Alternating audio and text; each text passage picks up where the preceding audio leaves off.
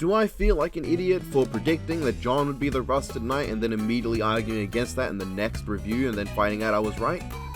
Yeah, I do feel like an idiot. Lynch me. I really don't want to focus on that reveal, but that's like the only interesting thing that happened in the episode. So for one thing I will say, this episode didn't feel like it had any over-animated goofy bits in it, or at least none that distracted me, so that was improved on. But I will say, I have definitely reached a point where, yeah, I don't give a shit about Little. I never cared about them, but now I just outright want them to die because they annoy me in basically every scene. Though, while I know the name Little is a reference to Alice Little, the girl who was the basis from which Lewis Carroll made Alice for Alice in Wonderland and Through the Looking Glass, part of me would really prefer if it was changed to Little to reference Stuart Little, my goat.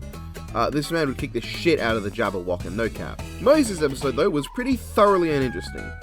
There's a bunch of exposition, and then they try to be smart with the Cheshire Cat being like, but exposition is boring, no like that shit. Which, funny, but that doesn't save the scene from being a boring exposition dump. We do learn that the Red King became the Red Prince not too long after he lost, so either the Red Prince doesn't age, which is completely possible, or the idea of time moving differently is greater enforced.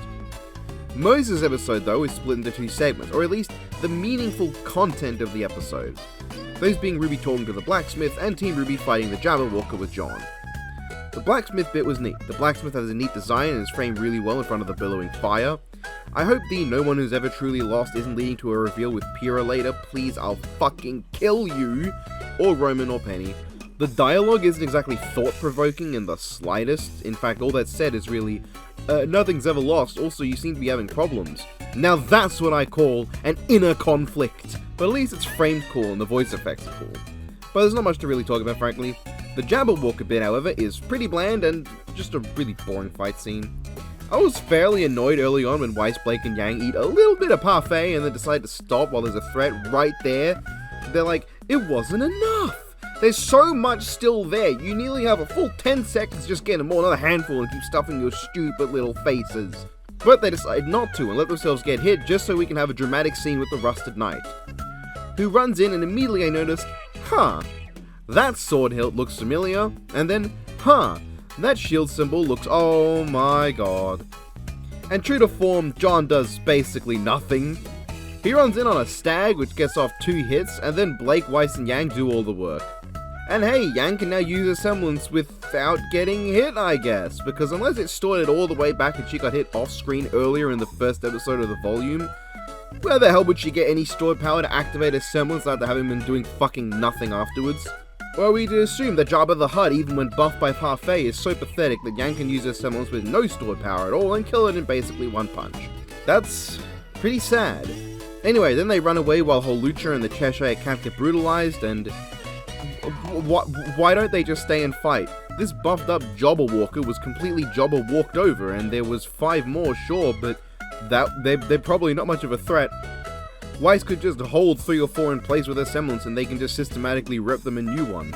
If more come after, then yeah, you can run, or maybe just get Ruby to take you all because she won't be using any stamina fighting without her weapon, so, you know, dumbasses. We get a supposedly dramatic scene of people crying while motionlessly floating away on lily pads, and the dramatic scene of a teapot crying over what I assume to be a dead family. Weiss even has this reaction like, oh my god, this is so bad, nobody died.